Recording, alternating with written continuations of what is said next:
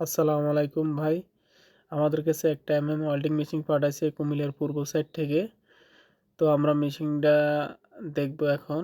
জায়গাটার নাম হচ্ছে কানের তলা, শহীদ ভাই ওই ব্যক্তির নাম।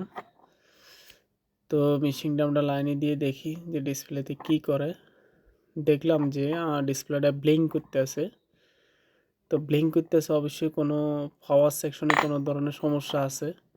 আমরা মেশিনটা খুলে দেখি যে এখানে ছোট আইসি আছে।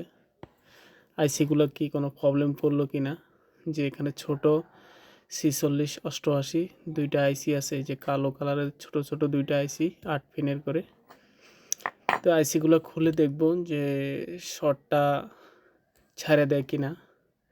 শর্টটা যদি ছাড়ে দেয় তাহলে 24 ভোল্ট সাপ্লাই হবে, আর যদি শর্টটা না ছাড়ে সেক্ষেত্রে 24 ভোল্টের সাপ্লাই হবে না। তো 24 ভোল্ট যদি সাপ্লাই না হয় সেক্ষেত্রে আপনার হবে না। তো আমরা আইসিটা খুলছি, এখন সামনে ডিসপ্লেতে দেখব যে ডিসপ্লেটা ব্লিঙ্ক করে কি না।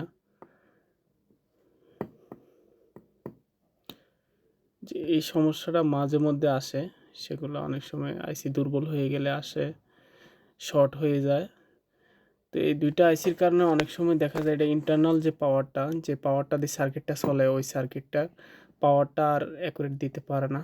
এই যে এখন 24 ভোল্ট উঠে গেছে, তো ডিসপ্লেটাও আসছে। তো আমাদের মেশিনটা প্রায় কমপ্লিট হয়ে গেছে। আমরা নতুন আইসি লাগাইছি। তো লাগাইবার পর এখন আমরা এটাকে ফিটিং করব। ফিটিং করে আমরা ওয়েল্ডিং করে দেখব যে ওয়েল্ডিং কেমন হয়। যে আমরা লাইন দিছি, লাইন দেওয়ার পরে এখন আমরা জ্বালাই করতেছি।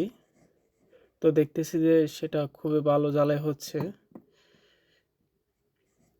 তো ছোট্ট দুইটা আইসির কারণে দেখা যায় একটা অনেক দামি একটা মেশিন, মানে আপনি কি বলবো যে বাদের খাতায় চলে যায় প্রায়। এগুলো রিপেয়ার না হলে এটা আর এমনি এমনি ঠিক হওয়া সম্ভব না। তো এই কাজটা যে অনেকে মানে বোঝাটা অনেক জিনিস। যে তো আমরা কিন্তু অন্য জায়গায় হাত দিই নাই, যে জায়গায় সমস্যা শুধু ওই জায়গায় হাত দিছি, ওই জায়গার কাজটা করে দিছি, আমাদের মেশিনটা ওকে হয়ে গেছে।